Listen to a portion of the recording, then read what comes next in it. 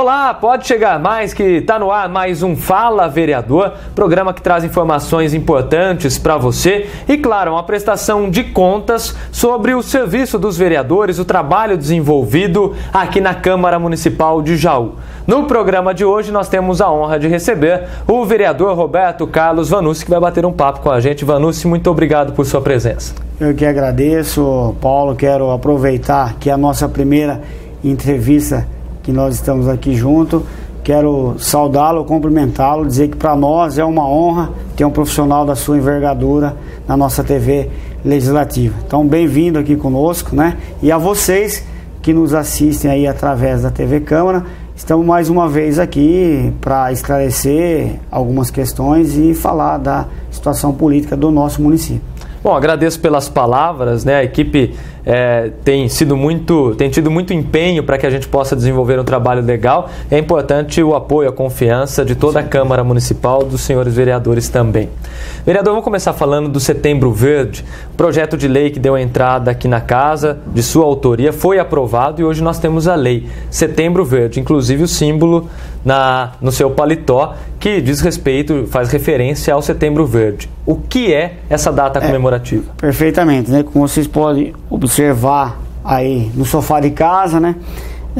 Esse símbolo aqui, a cor verde, porque é a cor universal da doação de órgãos. E eu adentrei com um projeto nessa casa, já foi aprovado, já virou lei, e como nós estamos iniciando o mês de setembro, eu aproveitei e teve uma sessão hoje e fiz um lançamento aqui, né, da campanha aqui, inclusive distribuí para os vereadores e para alguns funcionários da casa, inclusive a grande maioria dos vereadores aderiram à campanha e usaram durante essa sessão com o objetivo de estar aí apoiando a causa, né, da doação de órgãos. Acho que quem está do outro lado, quem já de fato algum dia precisou, sabe da importância desse projeto. E nós temos vários projetos na casa nesse sentido, né?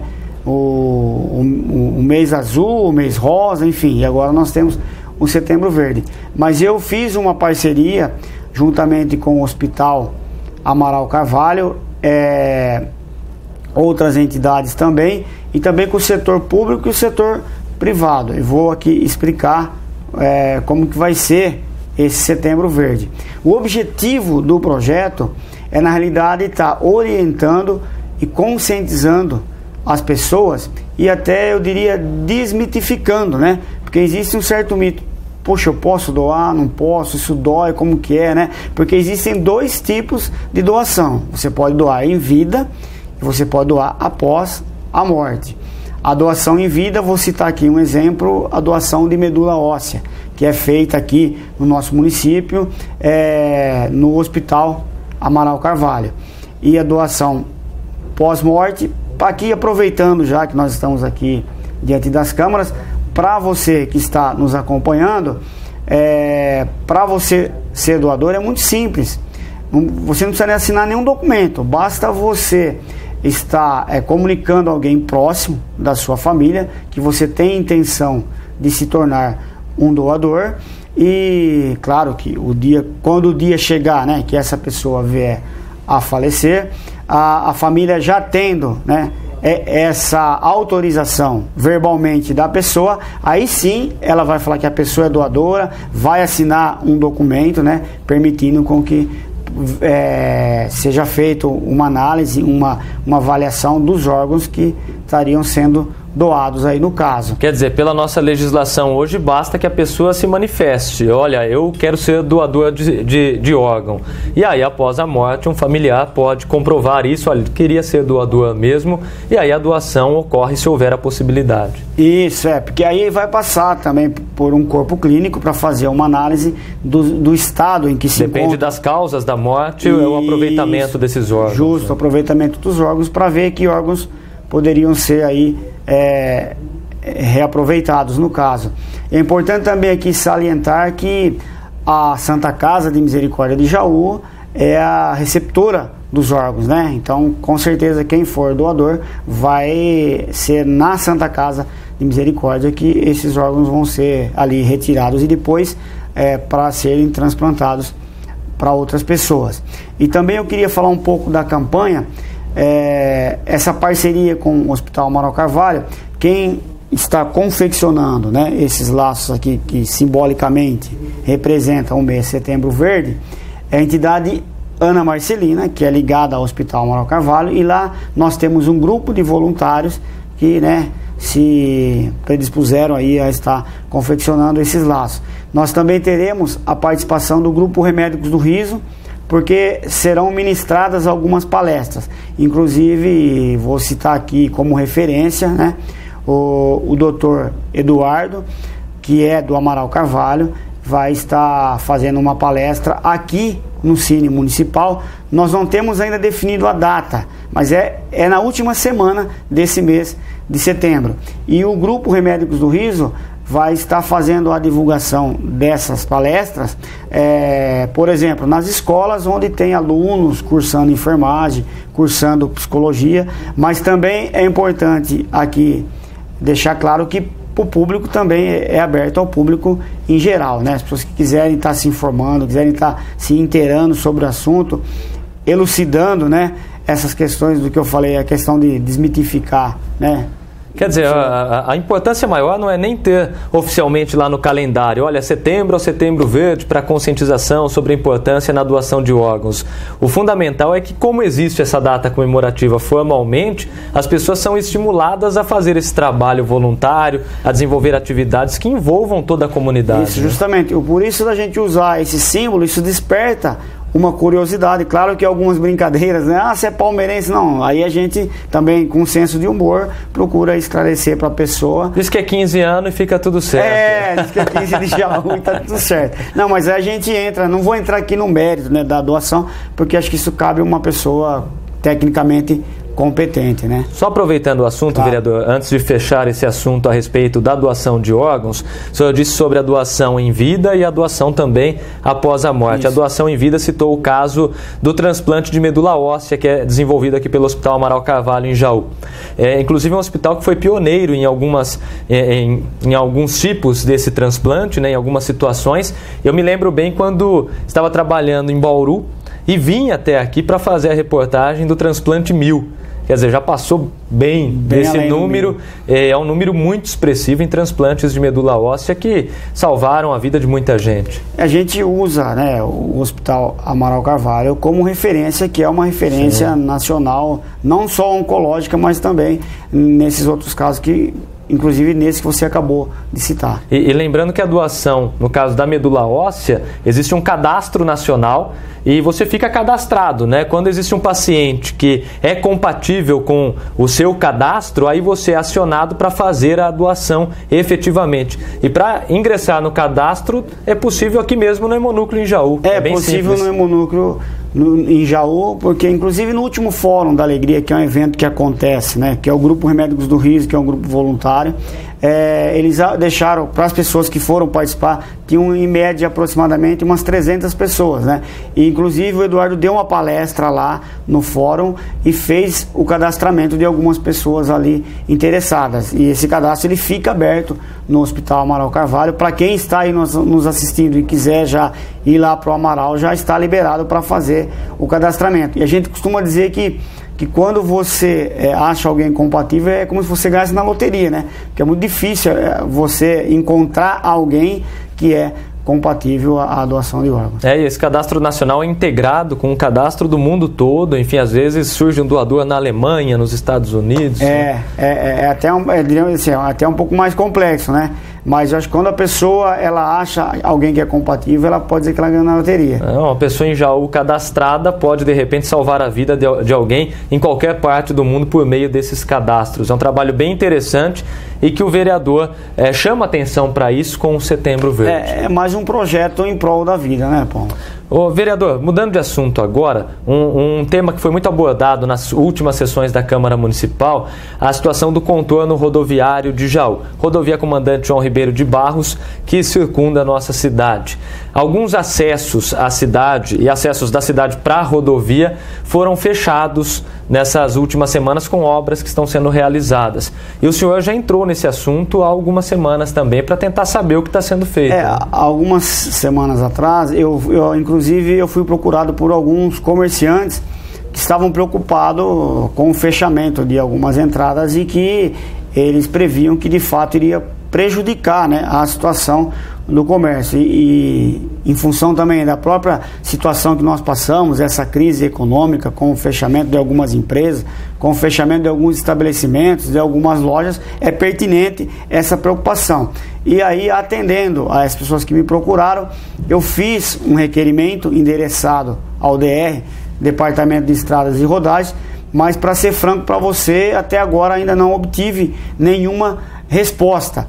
E na época ainda eu fiz uso da palavra na tribuna, comentei sobre o requerimento e até no momento eu falei, há rumores de que possam ser fechadas essas entradas.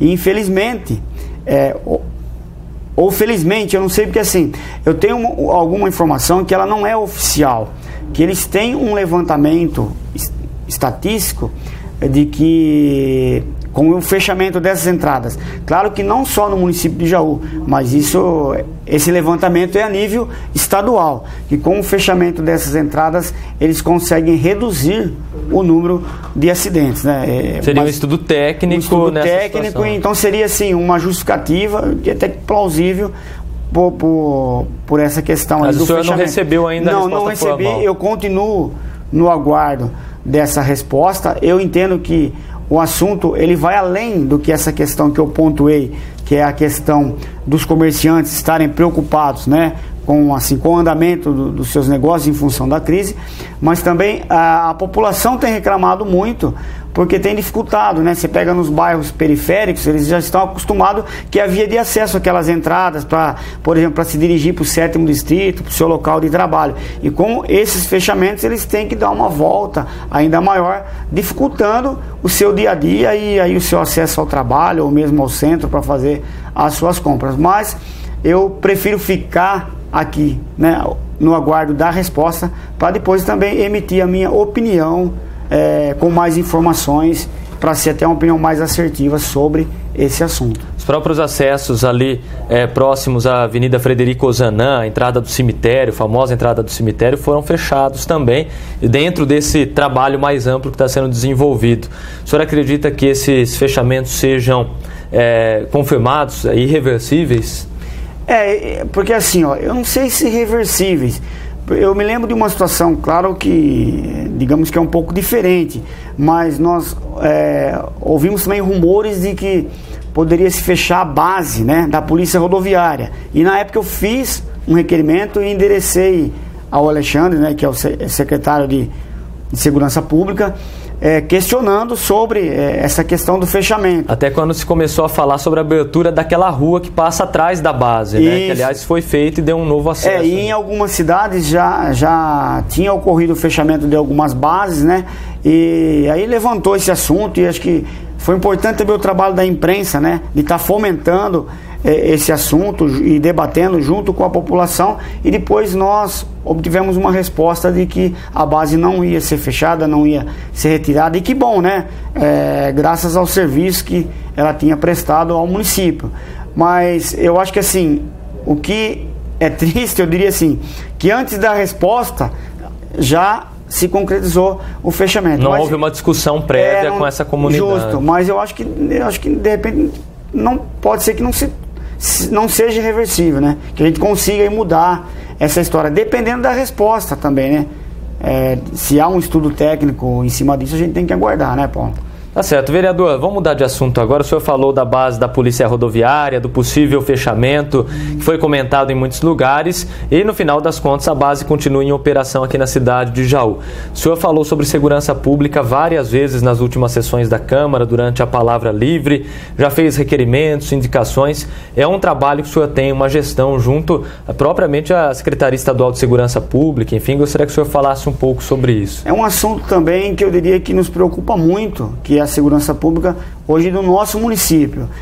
Em função, quem tem acompanhado o noticiário tem visto, tem ouvido que tem aumentado muito, né, a questão de roubo, de assalto no nosso município. Inclusive eu também, através de requerimentos, eu levantei essa questão e também trouxe aqui essa discussão, esse debate para a Câmara. E depois, na outra semana, infelizmente, eu citei um bairro que era o Bela Vista e houve quatro roubos de casa. E o que é triste, Paulo, é assim, que em plena luz do dia. Aconteceram por volta segundo o noticiário, por volta das 13h20 da tarde, né? Então, ou seja, o sol ali estalando e o pessoal, né, roubando aí algumas residências aqui no nosso município. Mas também eu já ouvi de outro vereador que é ligado à base do governo do estado de São Paulo uma notícia positiva, que parece que nós teremos condições de estar recebendo aí um aumento no efetivo aqui. Acho que é o maior problema hoje, né, vereador? Essa questão do efetivo. A própria polícia, os responsáveis, o comando da polícia, delegados, no caso da Polícia Civil, admitem que o efetivo hoje é bem menor do que no passado, aqui em Jaú. Porque com o passar dos anos, os últimos dados que nós temos do IBGE, mais de 140 mil habitantes, né? Nós temos hoje aqui a cidade, claro, com o passar dos anos, ela vem crescendo. A população, naturalmente, ela vem aumentando. E o efetivo, infelizmente, continua o mesmo, ou até, eu diria que com alguns, né, se aposentando, tem diminuído ainda mais o número de efetivos. Então, eu acho que o cerne ali, né, o núcleo do problema seria a questão do efetivo em Jaú. O senhor acredita que essa melhoria possa ocorrer em breve? Eu acredito e nós esperamos e aguardamos aí ansiosamente. Porque o vereador, nessa situação, o que ele pode fazer é justamente essa gestão, né? Procurar conversas com o Estado, enviar requerimentos, é mais ou menos nesse sentido. É nessa linha que a gente pode trabalhar, porque, para quem nos acompanha, o nosso trabalho também ele é limitado nesse sentido, né? Nós podemos fazer algum questionamento, trazer o assunto para a Câmara, criar um debate e fomentar, né, essa questão, esse assunto, essa temática, para que a gente possa, não diria sensibilizar, mas que a gente possa obter uma resposta, para eles possam voltar os olhos para cá e dar uma resposta positiva aí para o nosso município. Vereador, no esporte, o senhor estava me dizendo a respeito de escolinhas de futebol, né? Tem muita escolinha de futsal na cidade, mas pouco trabalho voltado ao futebol de campo, é uma preocupação também. Porque, veja bem, nós temos várias modalidades, né? Nós temos tênis de campo, temos tênis de mesa, então nós temos várias escolinhas de iniciação de base, que a gente chama, que muitos desses atletas vão nos representar através dos jogos regionais e também dos jogos abertos, mas por incrível que pareça, o futebol, ele é a paixão, ainda independente dos resultados, né, Paulo, negativos que nós tivemos aí com a nossa seleção, ainda é a paixão nacional, né, o futebol de campo. E por incrível que pareça, nós não tínhamos ainda escolinha de base. Aí eu encaminhei um requerimento ao secretário, inclusive o Celso Vec, que assumiu recentemente, e quero aqui parabenizá-lo, porque eu já obtive dele uma resposta positiva. Vão ser implantadas algumas escolinhas de futebol de campo em alguns bairros da periferia. Inclusive eu quero aqui já adiantar que no São José nós já temos até data para lançar uma das escolinhas, que vai ser no sábado, dia 12, isso, dia 12 agora de setembro, nós vamos estar lançando a escolinha de futebol no São José. Aí o Santa Helena também, ele já fez um levantamento, porque a gente tem que fazer um levantamento de como está o espaço físico ali, né, o campo, porque infelizmente tem alguns espaços em alguns bairros que não estão em condições, né, de receber ali as crianças, receber o trabalho ali do professor que vai estar realizando aí as escolinhas. Mas já de antemão eu posso anunciar aqui o lançamento no dia 22, eu falei, é isso? 12. dia 12, e do Santa Helena ainda não está definida a data, mas já é o segundo bairro. Já está encaminhado. Já está encaminhado já. Vereador, faltam 2 minutinhos para o final de mais um Fala Vereador. Eu abri esse espaço para vários vereadores aqui, independente de situação ou oposição, porque a TV Câmara trata de maneira igualitária os vereadores para prestar serviços à nossa comunidade. Que avaliação o senhor faz do atual momento da cidade de Jaú em vários aspectos? Olha, para ser sincero para você, nesse momento nós tivemos os 2 primeiros anos muito difíceis. O primeiro é aquela situação de nós pegarmos a cidade com uma questão financeira dificultosa, mas no decorrer do tempo a gente já conseguiu ver alguns resultados. Posso aqui falar a questão do recap. O que mais a gente fazia nessa casa era requerimento sobre tapa-buraco. E hoje isso já praticamente nós estamos aí quase que reduziu a zero, em função dos recaps que foram feitos em alguns bairros. Uma outra demanda era a questão da sinalização, tanto vertical, sinalização de solo, sinalização horizontal quanto a vertical. E hoje também esses problemas já estão sanados. E nós temos aí muitas obras para serem inauguradas. Eu diria que elas estão semi-prontas, que é o caso da UPA, o caso da creche do Orlandometo, o caso do CID lá no Silas. Poupa Tempo, nós estamos aí com a obra praticamente pronta. Eu acredito que ainda esse ano, no máximo em novembro, nós estaremos inaugurando aí essas obras, e aí para de fato mudar o cenário e criar todo um aspecto positivo e as pessoas sentirem que realmente há um crescimento, há um desenvolvimento no nosso município. Vereador Roberto Carlos Vanucci, muito obrigado por sua presença aqui no Fala Vereador, e já está convidado para uma próxima entrevista. Eu que agradeço, Paulo, e agradeço a atenção de vocês. Muito obrigado. Obrigado a você de casa que esteve com a gente. Lembrando que as entrevistas são disponibilizadas em nosso canal no YouTube e as informações também sempre nas redes sociais, além do site câmarajaú.sp.gov.br. Obrigado, um abraço. TV Câmara, o canal de Jaú. Até a próxima.